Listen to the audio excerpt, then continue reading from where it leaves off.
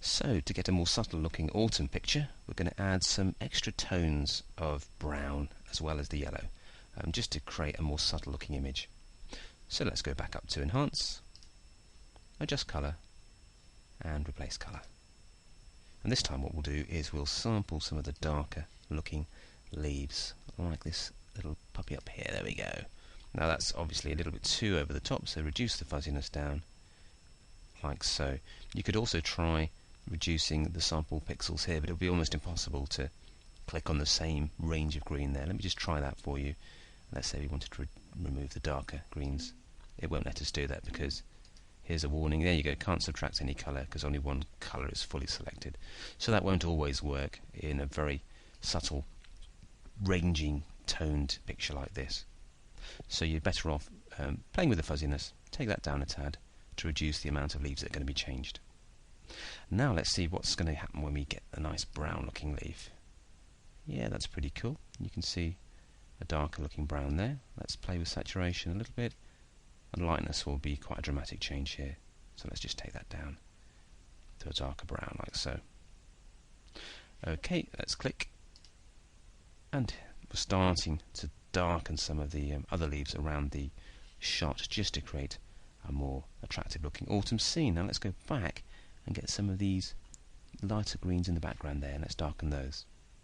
So Enhance, Adjust Colour. You're getting the idea now, Replace Colour. And the great thing is you can just carry on sampling until you're happy with your final edit. Let's just add to that selection here now rather than changing fuzziness. There's some of the background leaves there now selected. Let's just tweak the hue on those. Get a different version of brown there. There we go. And maybe darken those a little bit.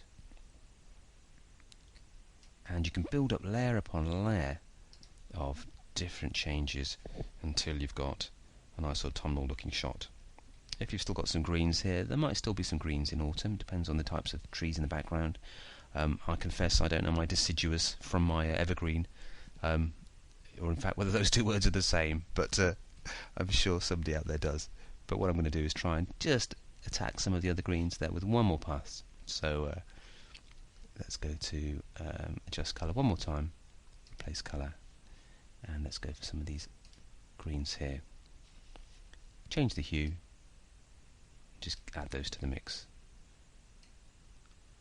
Maybe darken them a little bit too.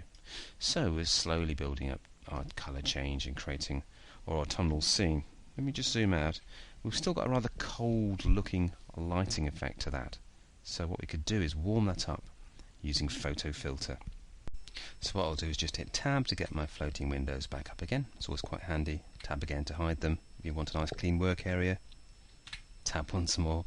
Okay, and let's add an adjustment layer. Now this is the same as CS3 now, where you can actually add a Photo Filter adjustment layer, and that's designed really to change colour balance. If you've got a cold or a warm shot, you can cool it down or warm it up with the Photo Filter. So let's go to Warming Filter 81, and let's add about a 25% change there.